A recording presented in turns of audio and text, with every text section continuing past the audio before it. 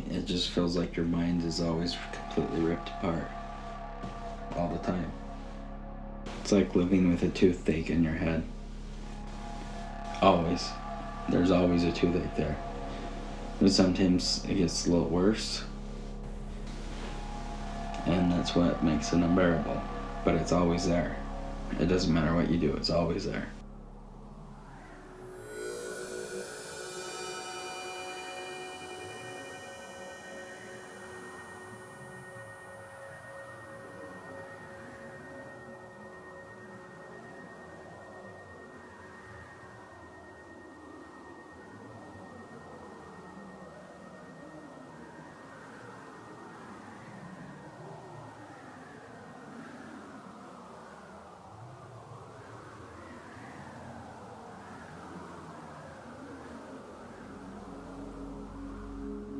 I don't really see a point in living a life that is horrible. And it's wrong for anybody to even think that I'm wrong for saying that. Because he's not taking any medication or anything right now, right? No, not that I know of. No.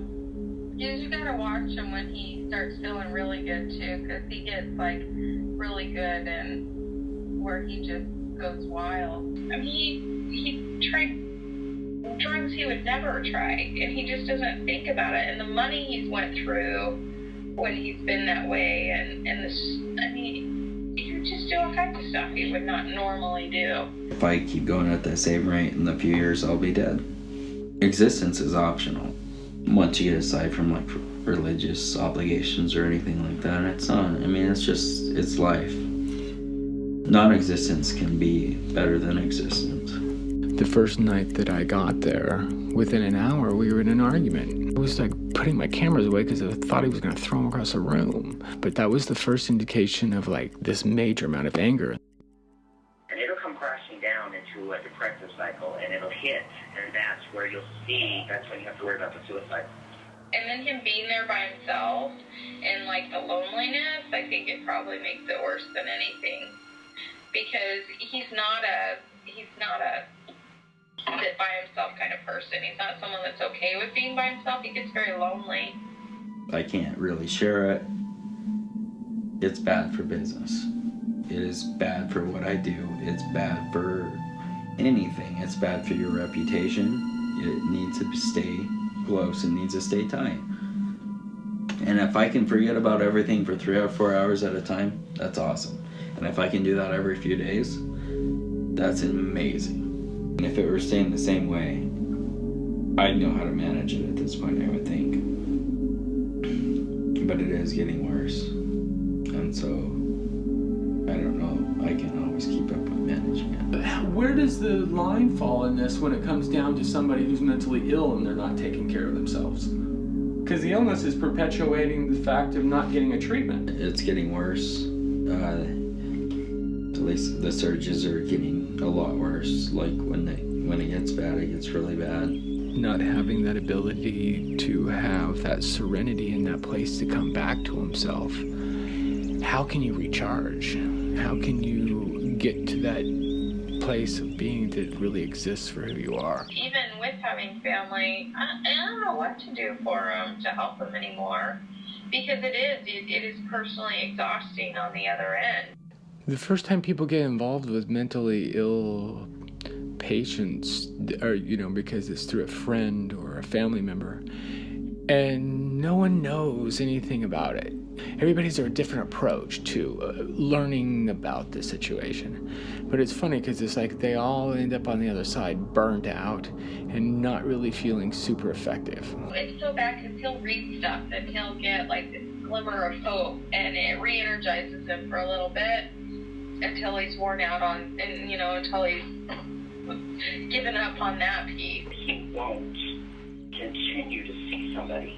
He'll seek help for 2 weeks, and then he's done. I'm talking about 24 hours of living through hell. I want to get away from my head. When you're thinking about mental illness, you think, their brain is not functioning correctly, so I need to help them. I need to help them because it's like they can't, their brain's not helping them do it. I'm really tired of people trying to push shit on me, because that's almost what killed me, is people trying to tell me this is what I need to do. Just leave me alone and just kind of let me deal with it on my own at this point. It's like dancing on eggshells to the point that you can't really hold him responsible for his actions without being concerned that he's going to blow up. I've learned that you find your line, you hold it, and it doesn't matter if you're wrong at that point. You hold your line, because that's it. You see me in a situation where I look potentially like unsable, especially if there's conflict. I'm automatically the one at fault. The anger lashing out, that means he is building up. No, he's totally building out. It's like Mount Vesuvius over here. It's like, that's why it's like tread so lightly.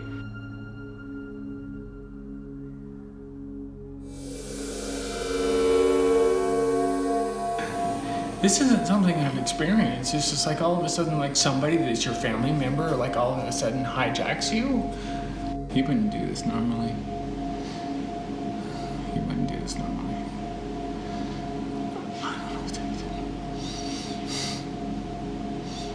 do. He wouldn't do this. Right now, my happiness is more important to me than anything that I have. Anybody else, if I don't hold on to that, I'll lose it.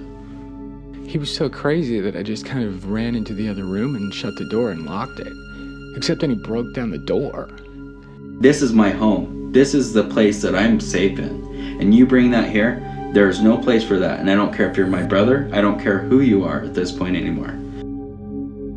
This is years of situations that have come to a place where he's gotten nowhere.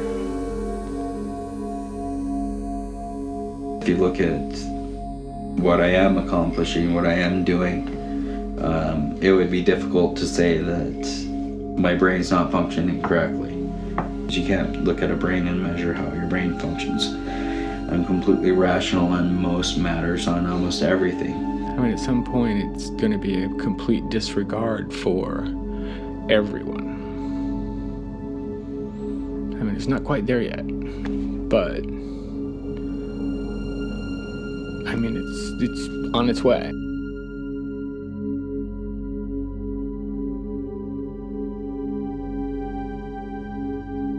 It's a kind of a bitter irony that the best thing that you can do is nothing, It's the only thing you can do.